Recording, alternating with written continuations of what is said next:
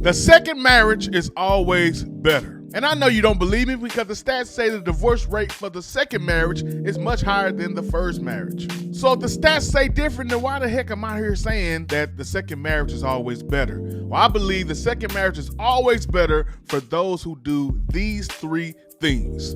Let's go down that list. Number one, take responsibility and accountability and ownership for the things that they did wrong in the first marriage. And I'm gonna be honest with you guys, in my first marriage, the marriage itself was not the issue. It was actually who I was married to, but more importantly, it was who she was married to. Oh yeah, I did a lot of wrong in that marriage. I admittedly say that, and I take full accountability for the part that I played.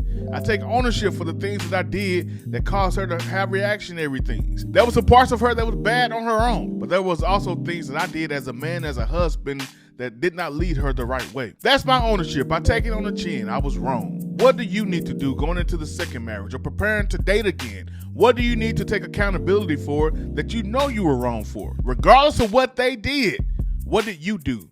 Can you be honest about that? If so, your second marriage can be better. Number two, you're very focused during dating. You're focused on selecting the right person that's suitable for you. And when I say suitable, I don't mean what society may say is suitable for you, what your mama daddy may say was suitable for you. You know who you are. You know exactly the things that are pros and cons about you. You need a yin to go with your yang. You need somebody that can compliment you in the best way. When I was dating, your boy was out there trying to find somebody, anybody, to deal with my crazy self. I know I got a lot of crazy ways about me. I know I needed somebody that can deal with my crazy innocence. They know what areas they need to tame me in. They know what areas to step out of the way and allow me to be myself. I know that I needed somebody that was adaptable, somebody that had long suffering in their description. I needed somebody that can flow with the punches of life. Life will bring a lot of challenges. Life will bring a lot of ebbs and flows. I'm the type of person that I'm led by the Spirit. And because I'm led by the Spirit, I get a lot of spiritual attacks. I need someone that's also flowing in the Spirit individually,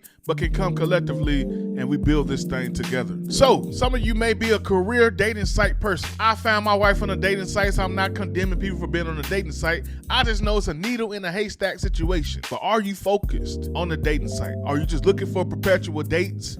Or are you really looking for a husband? Are you really looking for a wife? I told my wife from the beginning, we ain't rushing this thing, but we ain't got a lot of time to waste. So let's not force this thing to work. If it's not working, if you're not my vibe, I'm not your vibe, let's just shake hands and go our separate ways. So we asked the important questions up front. We didn't go through the fluff of showing our representatives up front. We were real from the moment we began to talk with each other, able to see the clear ways that we can unite and the clear ways we would differ. But thank God we were two reasonable people. We was able to talk about those things, hash those out, and realize a lot of our differences weren't big factors when it comes to our future and what we want to build together. You have to focus during the dating time. This is not a moment for you to be pedestalized. This is not a moment for you to say, hey, I'm a king, serve me. I'm a queen, serve me. No, you need to focus on what this person can contribute to your life and what you can contribute to their life. And if you establish these things during the dating, it completely puts you in an advantageous position going into the engagement period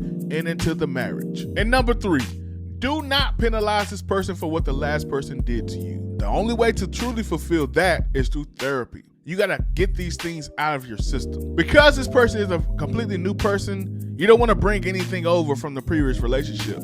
A lot of times we manifest the same issues in this marriage that we had in the previous. Primarily because we're not doing anything different. You're not different. You're the same person. You're bringing old arguments into this one. You're using the same vigor you had in that last relationship that you did not resolve. You did not get closure. You did not do individual counseling for yourself. Instead of putting a period, you put a comma on that last relationship so you continuing on in this run-on sentence. And that argument now with this fresh spouse is with the exact same vigor and anger and hatred that you have for that last person. How fair is that? And it's so easy for us to see the unfairness in that when we're on the other side. But correcting this from the outset, going into the next marriage with this mindset that I would not penalize this person for anything that happened in my past breeds success. 60% of second marriages fail. 60% of second marriages end in divorce. I guarantee you the 40% that succeed, they did these 3 things. And if you're looking for assistance fulfilling these 3 things, I'm your boy. I can show you exactly how to do this.